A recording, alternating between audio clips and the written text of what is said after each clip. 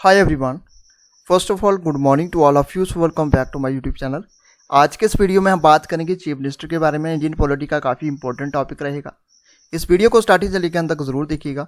अगर आप first time इस यूट्यूब चैनल पर विजिट कर रहे हैं तो लाइक कीजिए इस वीडियो को और सब्सक्राइब कीजिए हमारे यूट्यूब चैनल को। So let's get started.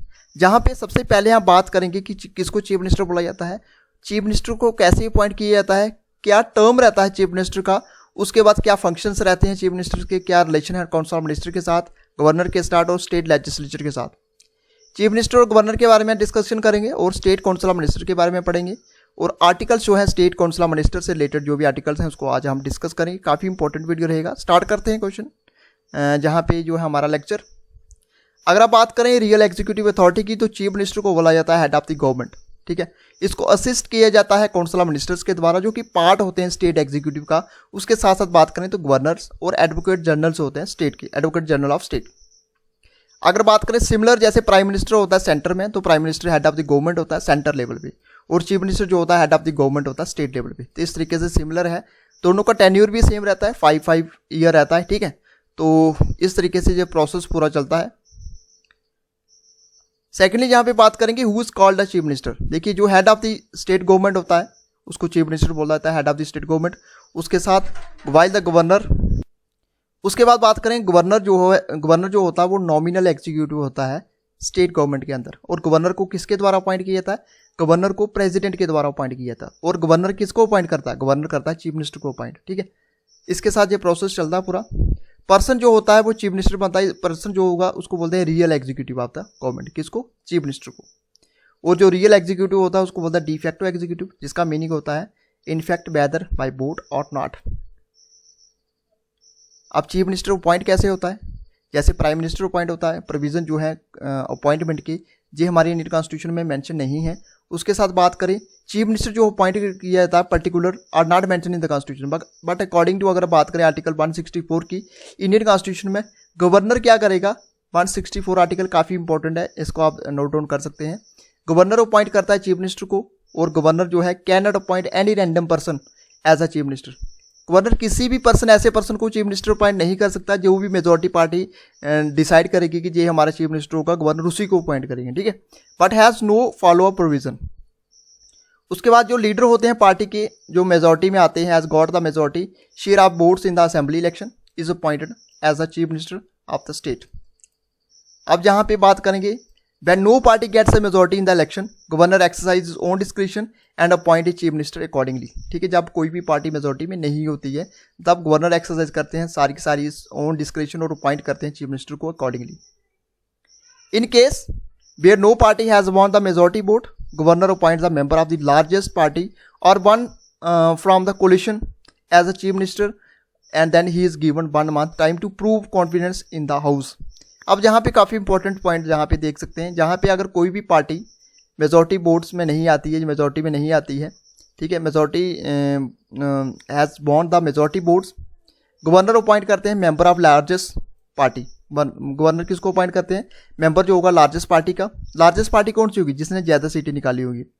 और 1 फ्रॉम द कोलिशन। कोलिशन क्या होती है, कोलिशन वो होती है जहाँ पे 2 या 2 से अधिक पॉलिटिकल पार्टी इकट्ठी होकर गवर्नमेंट बनाती है, उसको बोलते हैं हम कोलिशन। ठीक है, जो चीफ मिनिस्टर होता है देन इज गिवन, उसको 1 month दिया जाता है ताकि वो हाउस में कॉन्फिडेंस प्रूव किए जा सके। जैसे कि ऐसा होता है, जैसे एक सीएम है तो सीएम में जहाँ पे जब वोटिंग होती है तो उसको बताया था कि कितने इनके बंदे पक्ष में, कितने पक्ष में नहीं है। तो इस तरीके से वहाँ पे मेजोरिटी प्रूव करनी होती है कि जितने बंदे हमारे साथ हैं। तो इस तरीके से ये प्रोसेस चलता है। अभी हाल ही में आपने महाराष्ट्र के अंदर देखा था उद्धव ठाकरे। ठीक है, तो उद्धव ठाकरे के जितने भी एमएलए थे वो सारे के सारे किसके साथ, मतलब अगर बात करें आधे से ज़्यादा किसके साथ वो मिल गए, बीजेपी के साथ। ठीक है, उसके साथ बात करें जो इनकॉम्पिटेंट, अगर बात करें इनकॉम्पिटेंट डाइज होता है ऑफिस में, governor at his own description can appoint a chief minister. अगर कोई चीफ मिनिस्टर है वो ऑफिस में जिसकी डेथ हो जाती है तो गवर्नर ऑन डिस्क्रिप्शन पे अपॉइंट कर सकता है चीफ मिनिस्टर को। और जो रूलिंग पार्टी होती है वो नॉमिनेट करती है मेंबर्स को। रूलिंग पार्टी क्या करेगी, नॉमिनेट करेगी मेंबर को और governor usually appoint that person as a chief minister. जैसे मैंने आपको बताया, जब कोई भी मेजॉरिटी पार्टी रिकमेंड करेगी कि ये हमारा चीफ मिनिस्टर होगा, गवर्नर उसी को चीफ मिनिस्टर बनाएंगे, ना कि किसी और पर्सन को। जो पर्सन होगा जहाँ पे इनको क्या करना पड़ेगा, प्रूव करना पड़ेगा confidence with in a specified time. एक स्पेसिफाइड टाइम होता है, वहाँ पे इनको प्रूव करना पड़ेगा कि ये हमारे एमएलए जो हैं, इतने एमएलए हमारे साथ हैं, तो हम इसमें क्या है गवर्नमेंट जो है बना सकते हैं। जो पर्सन होता है वो किसी भी अगर belonging to either house legislative assembly and legislative council can also be appointed as a chief minister.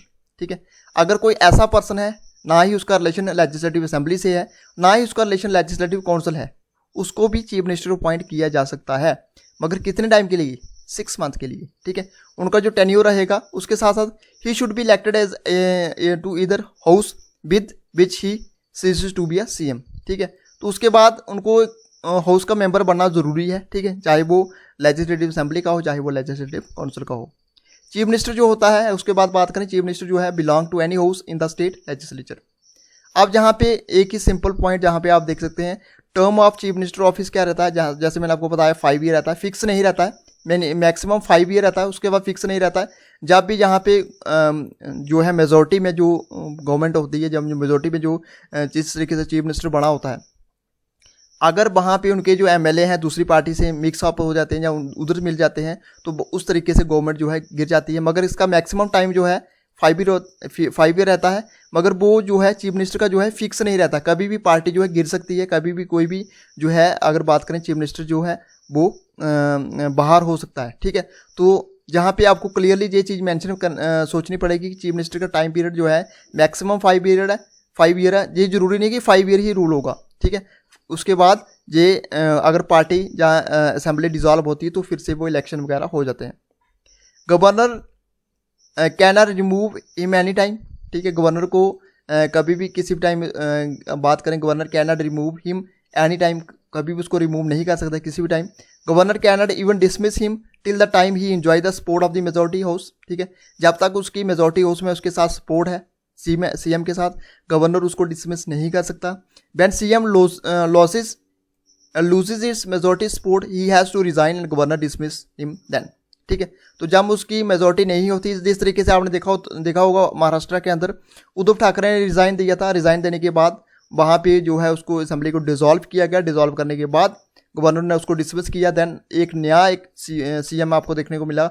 उसके बाद जो मेन फंक्शंस होते हैं चीफ मिनिस्टर के, क्या फंक्शंस होते हैं, अब इसमें फंक्शंस की बात करेंगे। इनका जो रिलेशन होता है काउंसिल ऑफ मिनिस्टर से, काउंसिल ऑफ मिनिस्टर्स वही होते हैं जो स्टेट के काउंसिल ऑफ मिनिस्टर होते हैं, जैसे कोई हेल्थ मिनिस्टर बन गया, जो कोई इस तरीके से। ठीक है, कोई अगर बात करें एजुकेशन मिनिस्टर बन गया, उसके साथ रिलेशन होता है गवर्नर के साथ भी, उसके साथ state council of minister state legislature के साथ भी।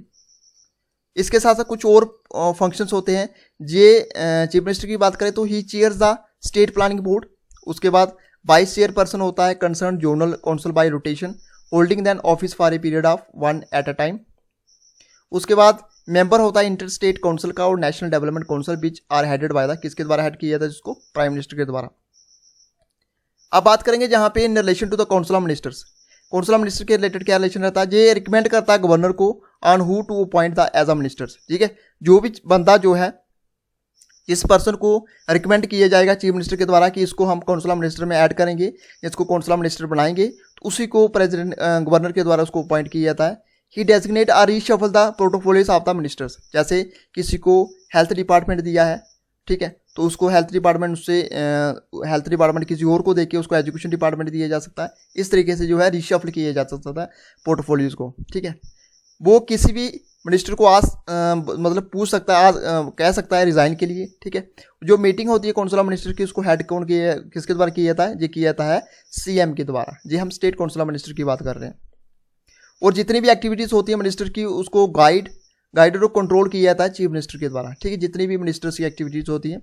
उसके बाद if he resign the entire council of minister collapse, ये काफ़ी इंपॉर्टेंट है। जब चीफ मिनिस्टर रिज़ाइन देता है तो सारा जो इंटायर काउंसिल ऑफ मिनिस्टर होता है वो कोलैप्स हो जाता है। ठीक है, उसके साथ काफ़ी इंपॉर्टेंट जहाँ पे पॉइंट लिखा हुआ है, अगर सीएम की मृत्यु हो जाती है, डेथ हो जाती है, या रिज़ाइन दे देता है, काउंसिल ऑफ मिनिस्टर ऑटोमेटिकली क्या हो जाता है, डिसॉल्व हो जाता है।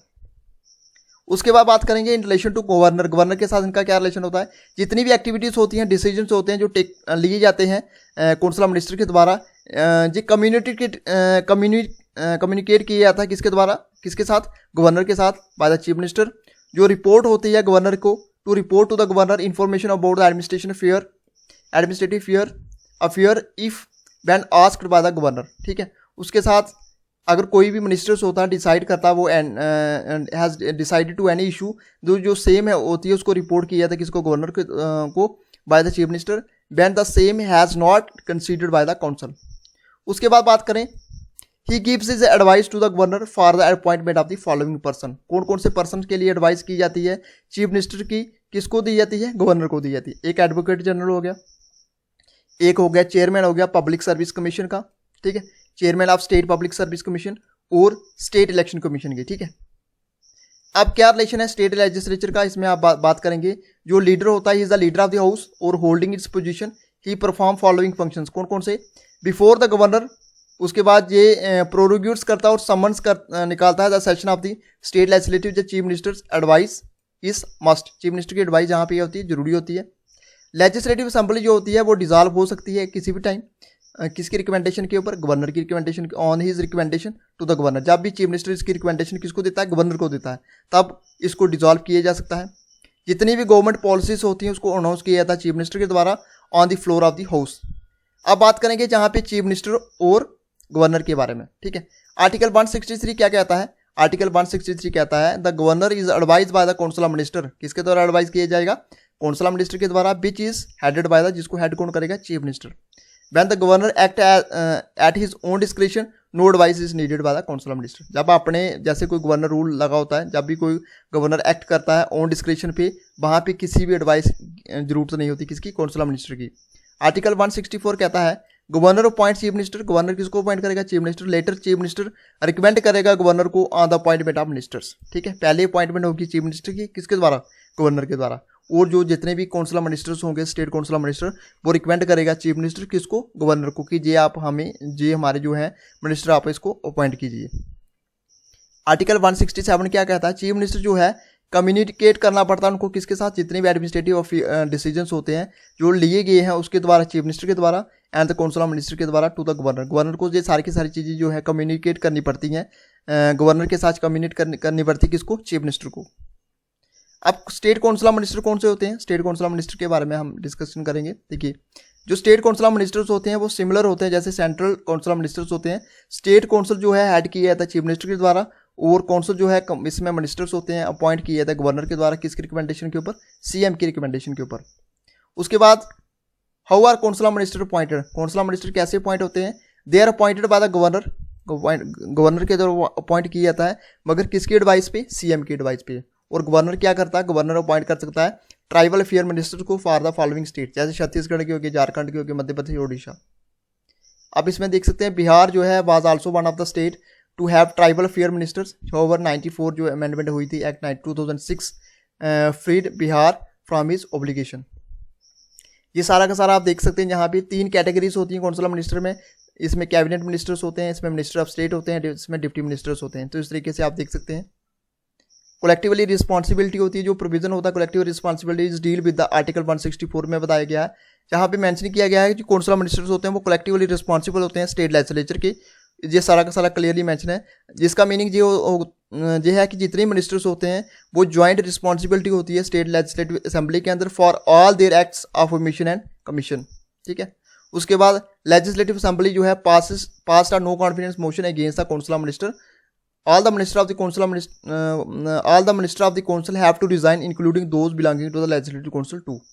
ये सारा का सारा आप देख सकते हैं जहाँ पे। अब कुछ आर्टिकल्स और मैं आपसे जहाँ पे बताना चाहूँगा। 163 काउंसिल ऑफ मिनिस्टर्स जो एड एडवाइस करते हैं गवर्नर को, एक जहाँ पे देख सकते हैं। 64 कहता है अदर प्रोविजन क्या है जहाँ पे एज टू मिनिस्टर्स। 66 कहता है conduct of business of the government of a state. और 67 क्या आते हैं, ड्यूटीज़ क्या है चीफ मिनिस्टर की as respect to the furnishing of information to the governor etcetera. तो देख सकते हैं सारी की सारी चीज़ें हमने जहाँ पे डिस्कस कर ली हैं। चीफ मिनिस्टर कैसे जो है अपॉइंट किया जाता है, चीफ मिनिस्टर का टेन्यूर जो है किस तरीके से, मैक्सिमम टेन्यूर कितना रहता है, मैक्सिमम टेन्यूर 5 ईयर रहता है। मगर चीफ मिनिस्टर ये जरूरी नहीं है कि 5 ईयर होगा, इससे पहले भी अगर असेंबली डिसॉल्व होती है तो जे अगर बात करें तो उनका टेन्यूर या वापिस इलेक्शन हो सकते हैं, ठीक है। तो इस तरीके से पूरा का पूरा प्रोसेस मैंने आपको बता दिया, किस तरीके से गवर्नर का क्या लिंक रहता है, उस तरीके से काउंसिल ऑफ मिनिस्टर्स को किस तरीके से चीफ मिनिस्टर के द्वारा रिकमेंड किया जाता है, और उन्हीं मिनिस्टर्स को आगे जाके गवर्नर के द्वारा अपॉइंट किया जाता है। तो सारा का सारा प्रोसेस आप जहाँ पे देख सकते हैं, जहाँ पे सिंपली आपको एक ही चीज़ याद रखनी है, जिस तरीके से सेंटर में प्राइम मिनिस्टर है, स्टेट में आपको चीफ मिनिस्टर देखने को मिलेगा, ठीक है। ये सारा का सारा प्रोसेस मैंने आपको क्लियरली जहाँ पे मेंशन कर दिया है। तो ये था फ्रेंड्स आज का हमारा वीडियो अच्छा लगा तो वीडियो को लाइक कीजिए, शेयर कीजिए और सब्सक्राइब कीजिए हमारे यूट्यूब चैनल को। Thank you friends, good bye, take care.